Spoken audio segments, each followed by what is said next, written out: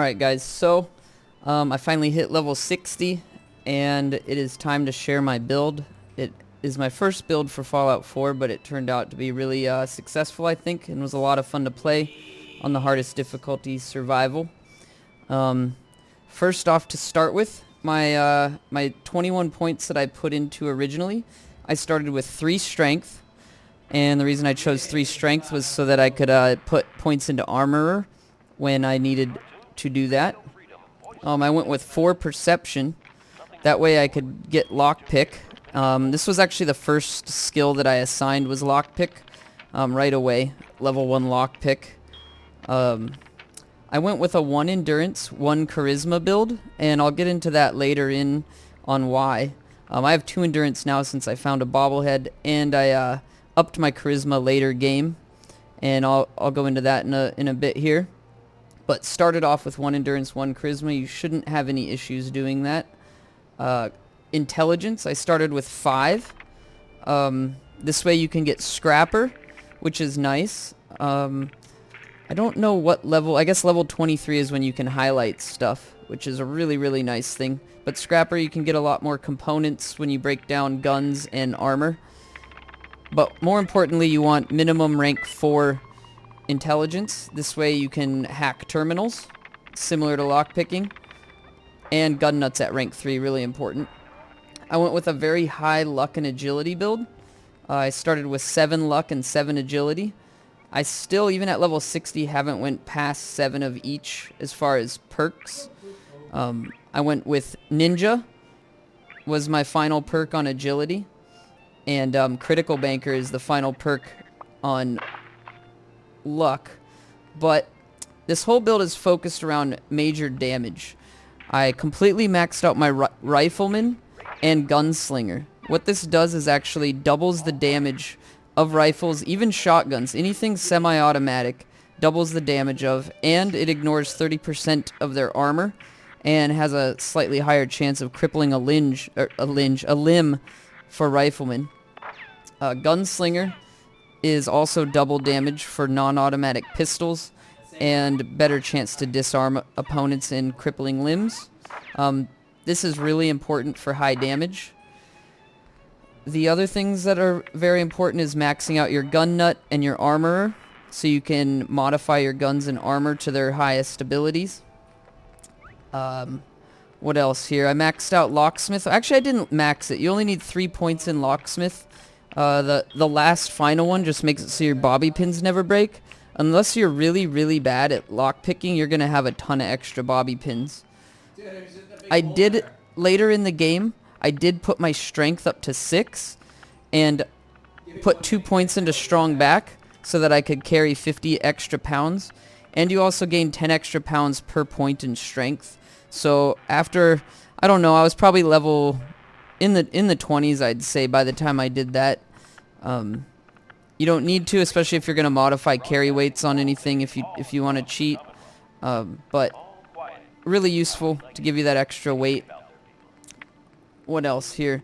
Lone Wanderer. This is really nice, but I don't recommend doing it until later in the game. Once you've unlocked your perks of your favorite followers. There's some really good followers, and a lot of people don't know this, but when you reach max affinity with a follower, you actually get to keep their perk, and you don't need to keep them anymore.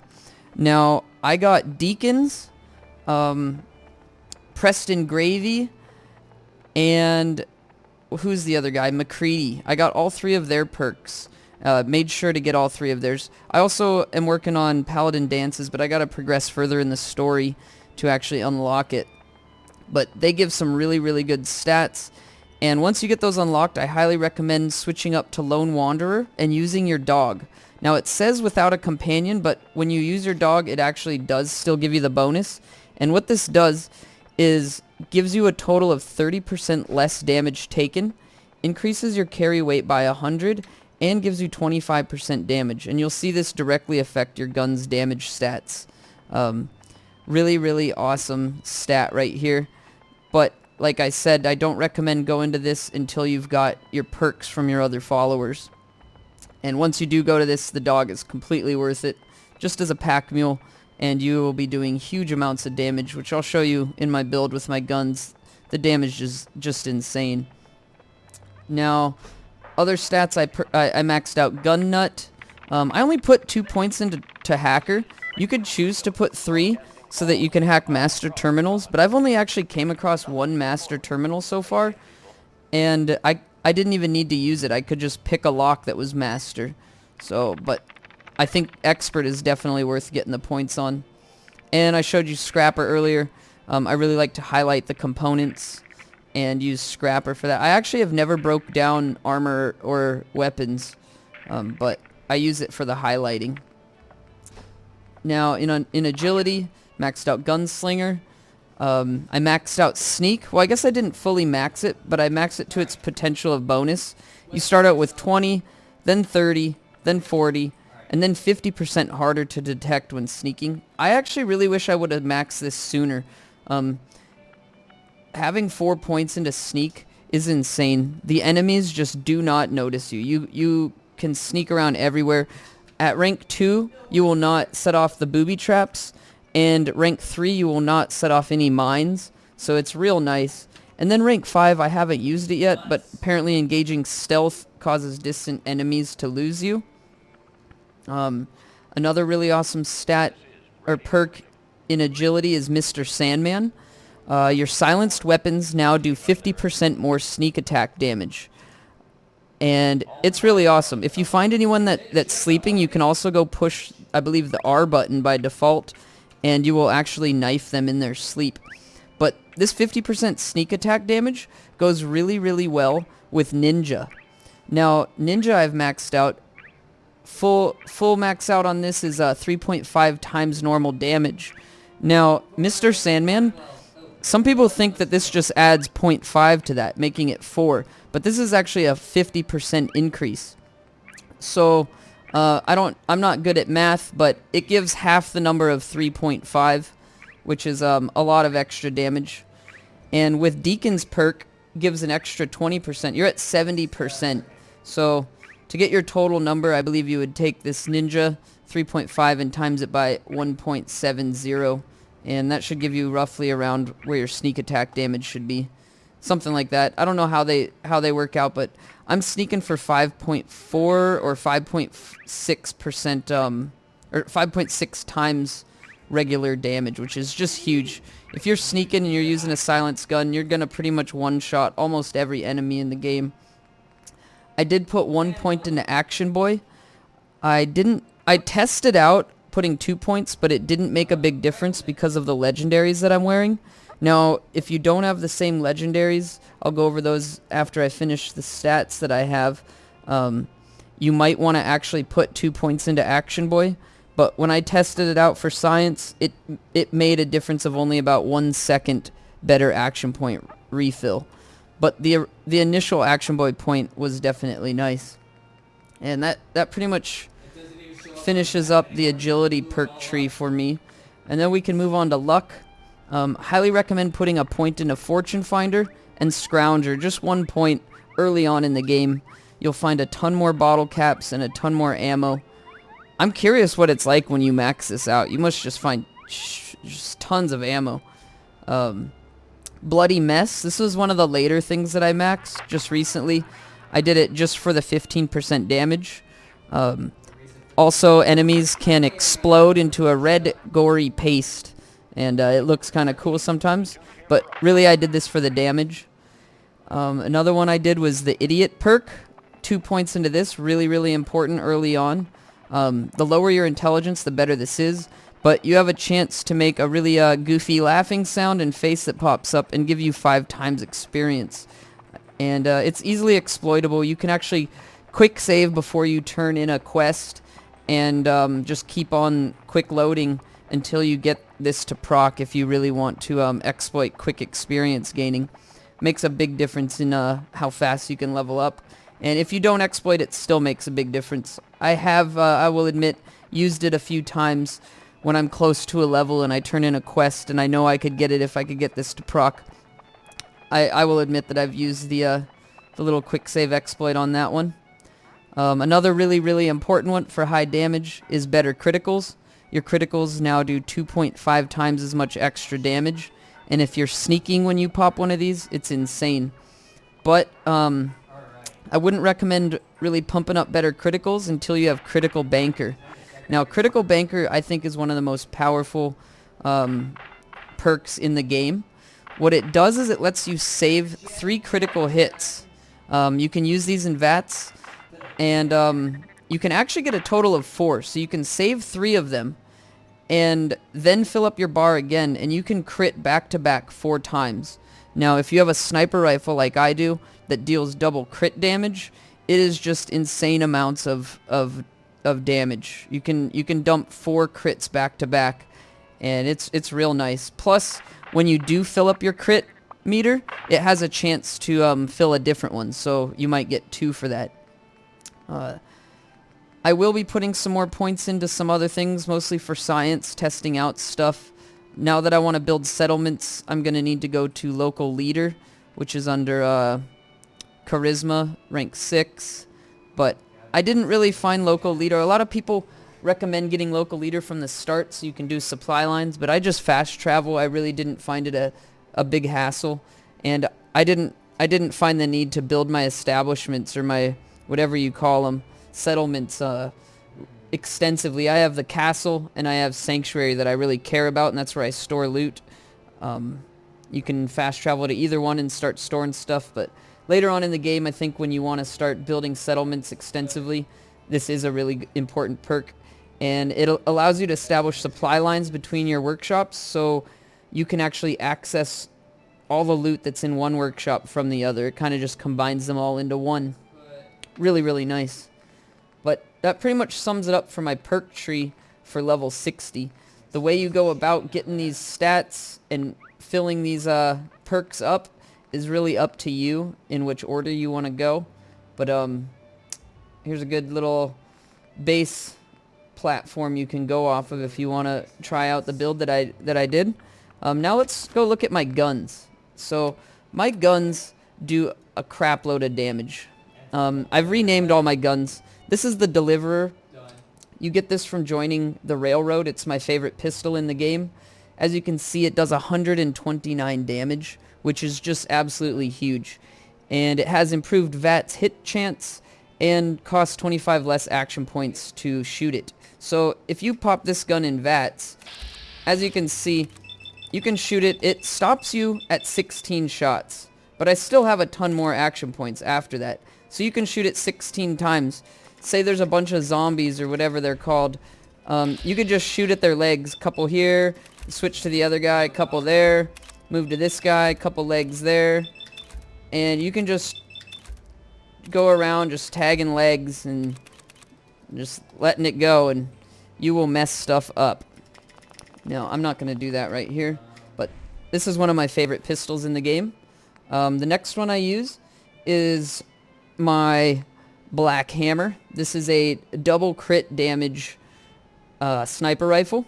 Now, I did find out that the 308 calibrated powerful receiver does a decent amount more damage if you use it for critting than 50 cal. So I actually carry 2 sniper rifles with me, but this one I only use for either filling my crit meter, which critical shots are doing double damage and the crit meter fills 15% faster.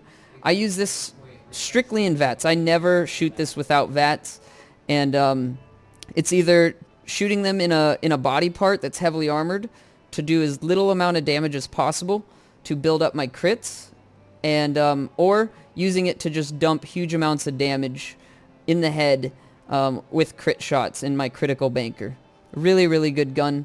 Highly recommend trying to find one of these, and if you do, fully upgrading it. And if you're going to be using it for critting, make sure you go with 308 rather than 50 cal. Now, the next gun I use, this is one of my favorite guns that I've found. I named it the Fellwinter's Lie. But what it does is bullets explode on impact, doing 15 points of area effect damage. It's already doing, fully upgraded with all my perks, 284 damage. Plus, in my science testing, there's 8 pellets, and they each are doing damage. It says 15, but when I tested explosive rounds with low armor, I'm actually getting dealt more than 30 damage per pellet. I did it with some single shot rifles, and I was taking more than 30 damage. And with this shotgun, I take huge amounts of damage. You got to be careful with this. You can't shoot it point blank, or you will blow your legs off or arms, or actually kill yourself. It does huge amounts of damage. It just drops things like crazy. And at the end of this video, there's going to be some gunplay, and I will show you all of these guns in action. But let's just, for science, go shoot the wall with this thing. Let's do a quick save. And my life is at 200. Nope, that's my weight. My life is at 227. We're just going to shoot the wall, and it killed me. So it did more than 227 in explosive damage. So that's a good little test, I guess, for science. More than 227 just in explosive damage there. So it's obviously doing more than 15. And I'm fully armored. Look at my armor. I have 129 armor on right now. Oh, wait, no, I have 229 armor on. I'm sorry. I have 229 armor on, not 129. Because I've upgraded my military fatigues to 110 through the what's it called, railroad. But let's go back to my guns. We'll show that later.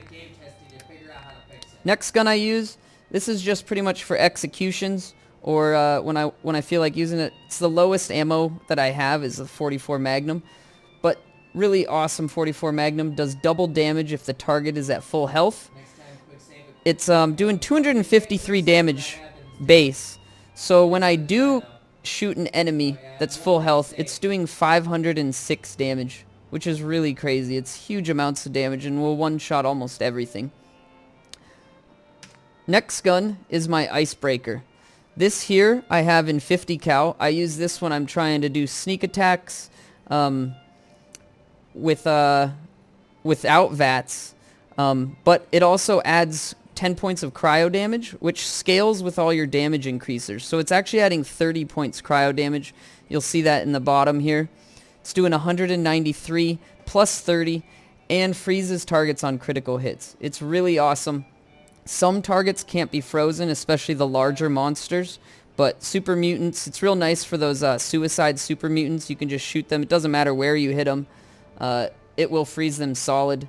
And what's real cool is when there's a bunch of really hard to kill guys, you can just crit them back to back if you have your crit banker saved up, and freeze everything. And then they stay frozen for like 10 seconds. You can just run up and execute them. Pretty awesome. One of my favorite guns in the game right here. The next gun, this was the Overseer's Guardian, or Overseer's Rifle. I don't remember what it's called, but you buy it from Vault 81. One of the best guns in the game. Definitely, I think, the best gun that you can purchase in the game. And highly recommend when you have anywhere from 1,500 to 3,000 caps, depending on your charisma, or if you're using great mentats, going and purchasing this from the vendor at Vault 81. If you don't know where Vault 81 is, check out Google. It'll help. But it's a two-shot, and it's amazing. Next gun is my sleeper simulant. I just recently found this. This is the most unbelievably overpowered plasma rifle ever. It's a two-shot plasma rifle, so it's dealing 253 damage of ballistic and 253 damage of element, for a total of 506 damage. It's insane. The two-shot factors into this damage, so it's not doing that twice, but it does shoot 2 projectiles. This thing just devastates. It's doing over 2,000 damage per shot in a sneak attack. Unfortunately, it's not silenced, so it doesn't take full effect.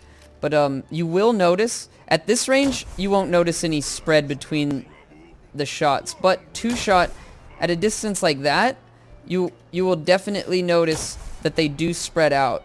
Like, that's obviously way too far of a shot for this gun. I might actually end up putting a red dot on it, because it's kind of annoying, but it just destroys. It'll pretty much one-shot anything. And if you're sneaking when you do it, it's just gonna ruin everyone's day. Really awesome gun. I got really lucky with this one. Let's go on to the next gun. This is my tampon. I don't really use this, but it's pretty cool. Targets bleed for 25 points of additional damage. And it's fully automatic. It has a very high rate of fire, and the bleed stacks. So every shot you do is going to apply 25 points of bleed damage. And it takes about 3 mags to dump into a behemoth and let him bleed to death. Pretty cool. Don't really use it, but it's a cool one. And that's about it for guns. Those are the guns that I choose to carry with me. Oh, let me show you something. With my black hammer, I put a red dot sight on it. And the reason why is if you look at a scoped sniper rifle, in VATS, I can only shoot this 5 times. Now, with my scoped one that I use for either critting or popping my, or building my crits, I can actually shoot this 7 times. So it's really, really important, I think, on your crit sniper rifle to put a red dot. You actually get more shots than going iron sights with the red dot. I don't know why, but it helps your action points out. Really, really cool. But yeah, we got my crits there. So highly recommend that. I'm going to do a quick load so they're not attacking me while I show this. Before I finish off with my weapons, I'm going to show you in VATS with my Overseer's combat rifle. I can shoot, I believe that's 8 times. Yes, 8 times in VATS with this current build. Really, really overpowered. With my scoped rifle, scoped sniper rifle, I can shoot it 5 times, which is real nice.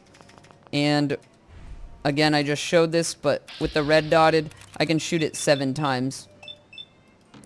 Now, I've gotten to level 63. I'm showing this at level 60, but this is an older save of mine to show a level 60 build.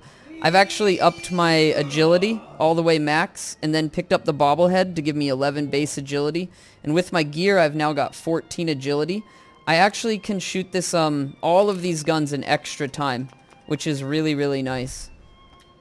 And, really overpowered. Can pretty much just destroy everything. Now, as far as gear goes, let's go to my armor. I go with the FAP arm here. This is my right arm. It is metal. It's actually heavy metal, but it's really cool. Does a lot of damage resistance, but it gives me 1 agility and perception. Agility gives you 10 action points, so that's really important. I think it's really important to put stabilized on both of your arms. It'll help your scoped in weapon sway, or whatever you want to call that, the movement of your crosshairs. Really, really nice. This here is King Kongor's Booger Digger. It gives you a 10% reduction in action point costs. Really, really important to have at least 1 piece of gear with that. I actually have 2 pieces of gear that reduce action point costs, and that's why I'm able to fire my guns in VATS so many times. Now, this here is my Lucky Raspberry. This is actually called, I think, the Commando Chest, and it's sold by a vendor in the Pridwin, the Brotherhood of Steel vendor, and it's not very expensive. Highly recommend this. This doubles your action point refresh speed for me. It used to take me about 20 seconds to refill my action points. With this, it takes about 10 seconds. Really, really overpowered. And I also went with ultralight build on this, which gives you 10 action points, which is real nice. I love action points. Next thing, I wear military fatigues. I think these are the best clothing to wear underneath your armor, as they give you 2 agility, and they base give you 5 energy resistance. But if you've done some missions for the railroad, they'll give you the ability to upgrade certain clothing and apply a ballistic weave. And maxed out, it's 110 armor and 115 energy resistance. Really, really, really good. They let you do the same thing for a couple of different hats in the game. I don't actually wear my pimp hat, but if I ever am fighting some enemies that are just destroying me, I will throw my hat on. It only weighs a half a pound, so I keep it with me at all times. This is the hat that I wear. This is my tinfoil hat. It protects me from all the aliens, and also gives a 10% reduction in action points cost. You can buy this at the same vendor that sells the combat armor. It's located in the Pridwin, the Brotherhood of Steel vendor, up in that little blimp ship thing. Really, really awesome. So I've got a total of 20% reduction cost in VATS. And it looks kind of cool compared to some of the other helmets. Finally, I have zillion OPs left and right leg. I've become very, very dependent on my movement speed. I have 10% movement speed on both legs. I sneak a lot, so it's really important for me to have movement speed. And I've installed Sleek. Sleek mod gives you faster movement speed while sneaking. And as you can see here, my movement speed, this is my sprint speed. Here's my walk speed and my sneak speed. It is very, very fast. Sneaking is real nice. I sneak all the time when I'm infiltrating buildings or whatever. So when I don't have those on, if I'm wearing a different outfit, I just can't stand it. So I wear those, 10% move speed. One of them I had to find. The other one I purchased from the same vendor that sells the Overseer's rifle in Vault 81. Also not very expensive. Highly recommend the buy. And putting Sleek on it once you get Armorer rank 4. I carry my hazmat suit on me. And also, when I went over my skills, or my perks, I showed... Oh, I ran over my headset cord. 1 second. Alright, I'm back. I said that you can get through the game with only 1 charisma.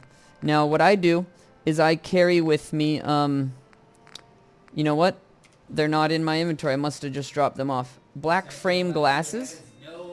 I think they're called. Black rim glasses. There they are. These are almost always in my inventory. I don't know why they weren't there. But, black rim glasses, they give you 1 charisma. There's other glasses in the game that also do. When you find charisma gear, I highly recommend holding on to it. So I put those on. I choose the Pompadour wig. There's also a bunch of other hats that are in the game that add charisma. And the best clothing I've found is Reginald's suit. It adds 3 charisma. So wearing those gives me a total of 5. And with my base 1, that'll put you up to 6 charisma. So you can actually, whenever you're in a conversation with someone and it's highlighted like orange or red, you can just move your character out of that, change your clothing, quick save, and then talk to them with your charisma clothes on. And within a couple of tries at 6 charisma, you should be able to get past most speech checks. If you're struggling, you can pop a Great Mentats. They're really easy to make. You can craft them at the little drug maker, and they give you 5 charisma as well as 10% better prices. Whenever I've ever purchased any stuff in the game or sold anything, which I've only sold when I'm purchasing, I pop Great Mentats. It makes a big difference. Charisma has a direct effect on the prices from vendors. Plus, it gives you another 10% cheaper price. So when I bought my Overseer's rifle and all the other things, I had 11 charisma, and I only started with 1. So 5 from the gear, 5 from the Mentats, and 1 from my base. Shouldn't ever need charisma until you actually need the perks that it requires. I think that's about it. Other than that, I just bring my hazmat suit with me in case I'm in some desolate wastelands. I do not play the game in power armor ever. If you didn't know, power armor takes away all of your little special abilities that legendary armor gives you. You no longer have any of your action point refreshes, cheaper costs, movement speeds, or any of that stuff. When you get in power armor, it all goes away, and you have the perks that the power armor gives you, which is just strength, unless you have some legendary pieces or upgrade your pieces of gear to give you other things. So I think that rounds up about everything in the build. I may have missed some stuff, but I will be working on videos showing my guns in action and how to synergize this build real well with the guns and the gear. But so far, the game has been way too easy once I've got good gear, even on the hardest difficulty. Hopefully a mod comes out that can increase the difficulty a bit. I think to make the game truly difficult, you'd have to play it on survival with no legendary weapons or armor, and then you might have a little bit of trouble. The legendaries, just once you combine them with other legendaries, they synergize really well, and you can actually create a proper build in the game, and I really enjoy that. But it makes it a little bit too easy. I'm able to one-shot almost everything, and if I can't one-shot them in sneak, I can pretty much one-shot them with a crit hit to the head with a badass rifle like this one. But other than that, I'll edit in some stuff. Oh, see, he died from bleed. The bleed is so cool. Get him, dog! Oh, my dog's messing strong up. Why aren't you dying? Oh, there he goes. He bled out.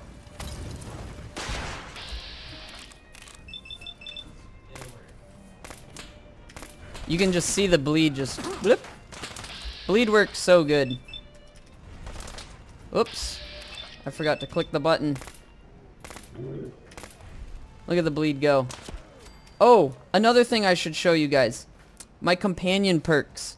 These are the perks that I chose for my companions. Really good one is Deacons. He gives you Cloak and Dagger. He gives 20% more sneak attack damage. And that's a modifier. So that's 20% of whatever your sneak attack damage is. It doesn't add 0.2. It's amazing. Another one, it's actually really bugged. It's called Kill Shot. McCready gives it to you, and it says it increases your headshot accuracy in VATS by 20%, but it's a complete lie. It makes your headshot accuracy 95% no matter where you are. As long as you can pop VATS, you got 95% chance to hit them in the head. Pretty broken, and I hope they fix it, because now that you have the perk, you can't get rid of it, and if you ever want to shoot them in the head, I almost feel like I'm cheating. The other one that I have is United We Stand from Preston Gravy, and it gives you 20% damage resistance and plus 20% or plus 20 damage resistance and plus 20% more damage if you're around 3 or more enemies. So right now I should be around 3 or more enemies.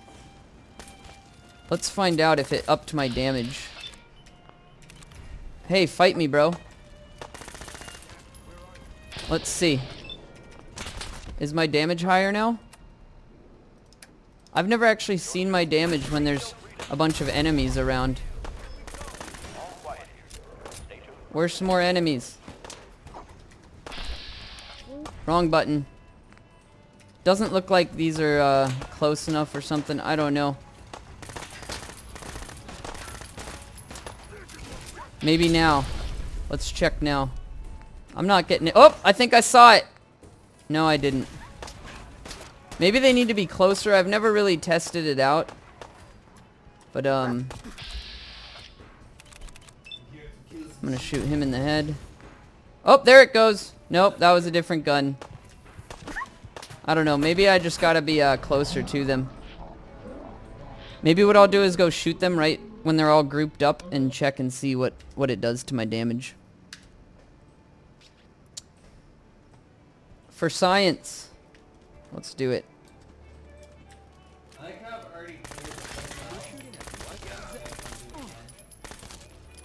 Hey, don't you hate me?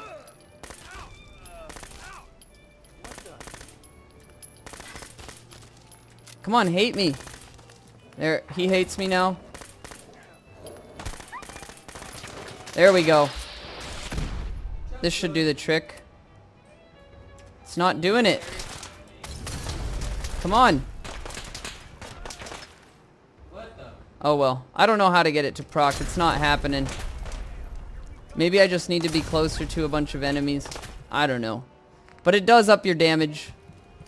Haven't been able to confirm it. Maybe later in the video we'll confirm it. But I think that's about it. Thank you guys for watching. And I hope you enjoy this build and try it out. Let me know what you think.